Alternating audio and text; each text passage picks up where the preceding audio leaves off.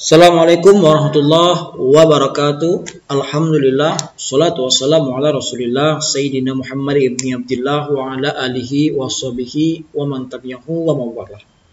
Alhamdulillah Nanda, pada kesempatan kali ini kita dapat bertemu kembali dalam video pembelajaran daring. Bagaimana kabar Ananda di rumah? Sehat? Masih semangat? Bapak doakan semoga Ananda selalu semangat dan tetap menjaga kesehatan ya.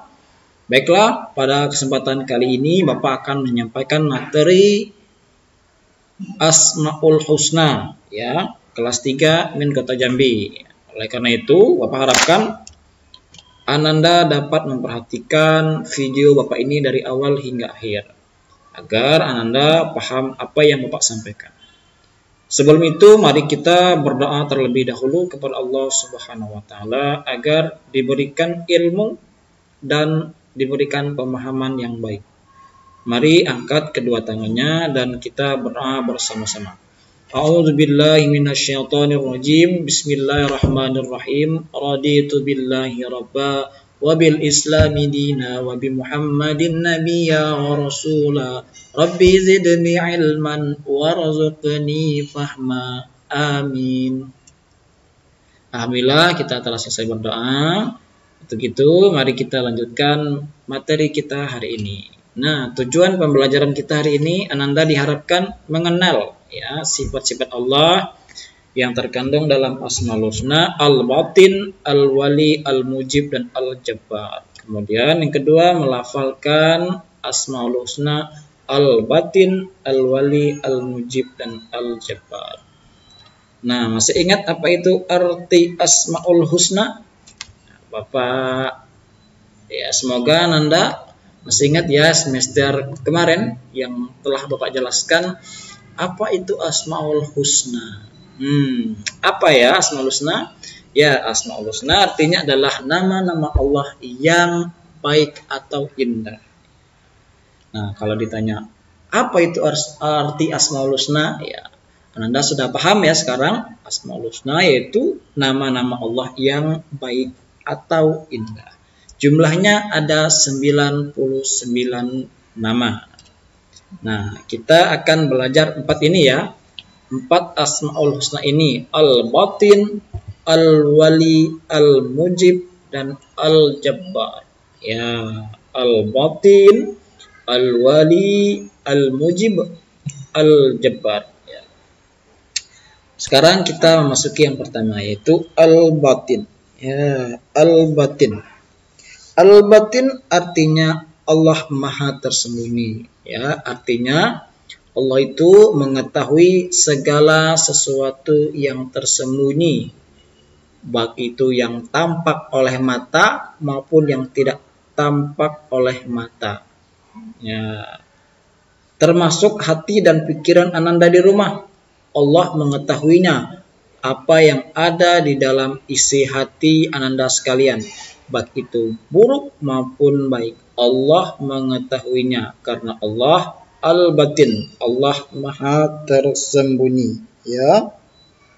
Nah, kemudian yang kedua, Al-Wali. Al-Wali artinya yang Maha melindungi. Nah, melindungi apa ya? Ya, Allah Subhanahu wa Ta'ala itu menguasai dan mengurus semua urusan makhluknya.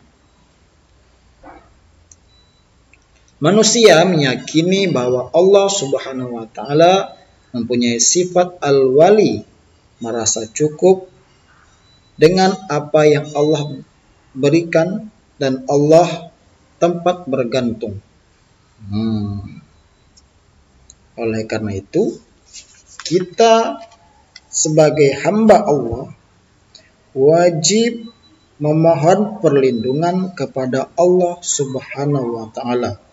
Kita tidak boleh memohon perlindungan kepada selain Allah Subhanahu wa Ta'ala, seperti kepada jin, kepada setan, ataupun benda-benda lainnya. Karena itu merupakan perbuatan syirik, ya, termasuk dosa besar. Oleh karena itu, Bapak tekankan lagi bahwa kita hanya boleh memohon perlindungan kepada Allah Subhanahu wa taala, ya. Kemudian yang ketiga, al-mujib. Al-mujib. Al-mujib. Al-mujib artinya maha mengabulkan doa.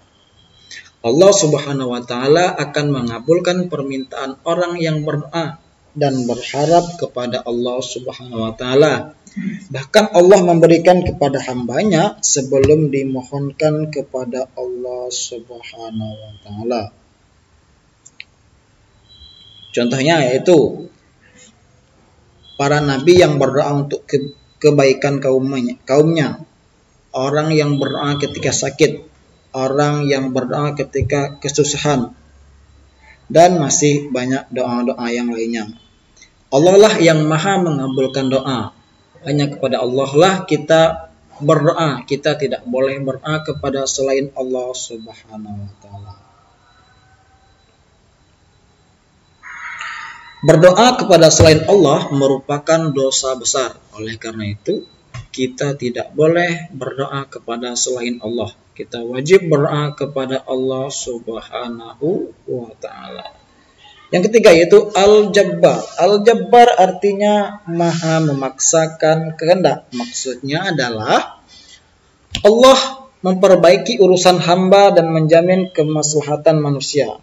Kehendak Allah itu tidak dapat diingkari dan pasti terjadi. Ketika Allah berkata kun fayakun, maka terjadilah. Kecil bagi Allah Subhanahu wa taala yang mempunyai sifat al-jabbar. Sesuatu yang menurut manusia itu tidak mungkin terjadi, ya Nanda, tetapi ketika Allah menyatakan kun fayakun, maka terjadi, segalanya mungkin dan pasti terjadi sesuai dengan kehendak Allah Subhanahu wa taala. Itulah maksud dari al-jabbar.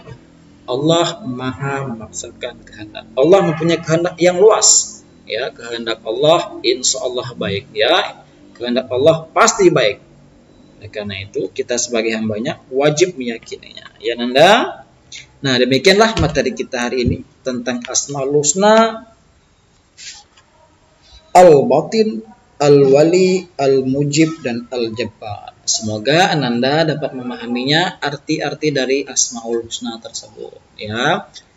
Dan pesan Bapak, jangan lupa belajar. Jangan banyak bermain di rumah, ya. Luangkan waktu untuk belajar. Ketika pagi, ya belajar.